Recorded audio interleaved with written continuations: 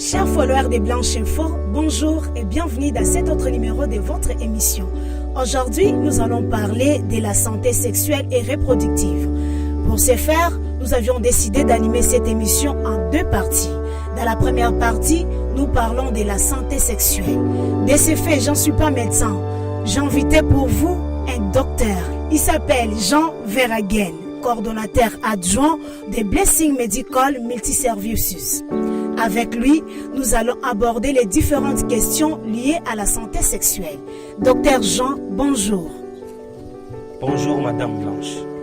Vous allez bien, j'espère, et bienvenue sur ces beaux cadres de notre émission, notre plateau de Blanche Info. Je vous remercie pour l'invitation.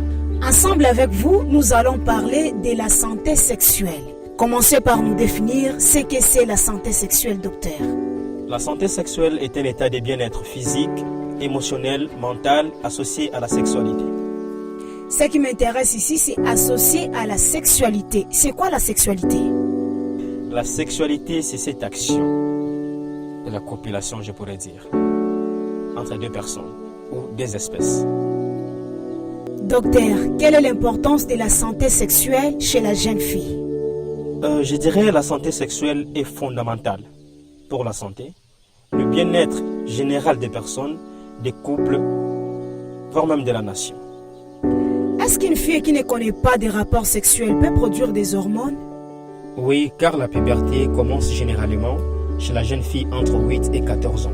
Le cerveau libère les hormones qui déclenchent le développement des ovaires et par après les ovaires libèrent les estrogènes qui entraînent le développement du système reproducteur chez la jeune fille.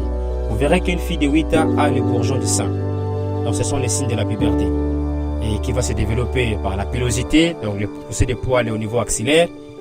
À un moment donné, la forme, l'élargissement du bassin et va se suivre jusqu'à avoir ses premières règles. Chers followers de Blanche Info, cette émission se poursuit.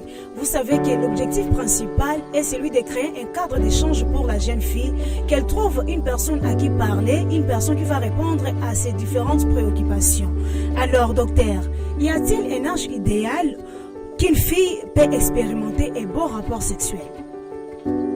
Bien qu'il y a certaines enquêtes, il est dit l'âge est entre 15 et 16 ans, mais le plus important serait d'être prête. Je trouve que c'est beaucoup plus un problème psychologique que physique. Alors docteur, quoi faire pour conserver une vie sexuelle satisfaisante? Pour garder sa vie sexuelle satisfaisante, il faut bien manger, donc manger sainement. Éviter de fumer, limiter la boisson. 2 à 3 verres, ça peut aider à te fortifier, mais plus tu prends de la boisson, ça peut te rendre faible, diminuer la performance sexuelle. Docteur, est-ce qu'il y a des types d'aliments conseillés pour les jeunes filles pour avoir un bon rapport sexuel? Un bon aliment, premièrement, pendant les rapports sexuels, nous perdons l'énergie. Nécessairement, il est important de manger, mais il y a des aliments dont les femmes mangent pour se préparer, entre autres, les chocolats. Parce qu'il arrive des fois que les femmes soient secs pendant les rapports sexuels. Mais il y a des aliments qu'elles peuvent manger qui pourront aider pendant les rapports sexuels. Qu'elles soient lubrifiées afin qu'elles n'aient pas mal. Chers followers de Blanche Info, l'État ne joue pas trop bien à notre faveur. Nous serons obligés de couper cette première partie de l'émission. Cependant, avant cela, je vais demander au docteur de répondre à ne fût-ce que 2 petites dernières questions. Docteur, quelle est l'importance du rapport sexuel chez la jeune fille? Est-ce que c'est vraiment important pour une fille d'avoir des rapports sexuels? Oui, le sexe est bon pour la santé. Il se fait, nous avions déjà remarqué dans nos familles respectives, à un moment donné, vous pouvez être avec des grandes personnes. La soirée, vous êtes tranquille. Mais le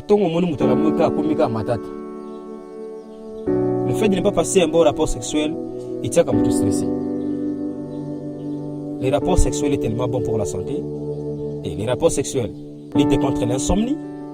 Les rapports sexuels augmentent l'immunité. Les rapports sexuels rendent belle. Les rapports sexuels rendent également amoureux.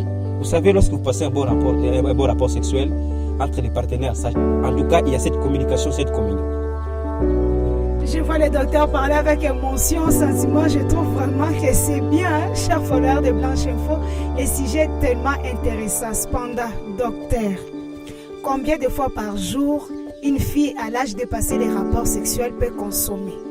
Le plus important serait, lorsque vous êtes mentalement fort, avoir un état physique, mental qui a son beau fixe, sachez que vous passerez un bon rapport sexuel.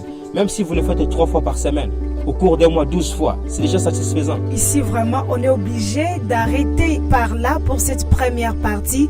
Chers docteurs, chers followers, n'hésitez pas de vous abonner, n'hésitez pas de nous suivre à travers la page Blanche Info pour rester connectés. Docteur, terminons par un message à toutes les jeunes filles ou jeunes femmes qui ont l'occasion de vous suivre à travers cette émission. J'aimerais bien lui passer le message de bien se nourrir. Il faut manger sainement. Parce que vous savez, si vous êtes un accro au sexe ou en défaut, vous passez plus de rapports sexuels et que vous ne mangez pas, il y a l'amaigrissement. Il faut manger sainement, il faut éviter l'alcool, diminuer le fisc et éviter vraiment la cigarette. Sinon, il y a plus de méfaits que de bénéfices.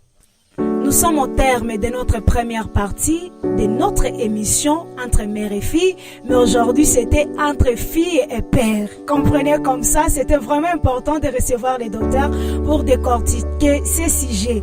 Alors je vous promets revenir dans quelques heures avec les docteurs encore, mais cependant nous allons également inviter Maître Rachel Kabamba de nous rejoindre sur ce beau plateau de Blanche Info afin de continuer la deuxième partie de notre émission qui parle de la santé reproductive. Chers followers de Blanche Info, à très bientôt, nous vous retrouvons.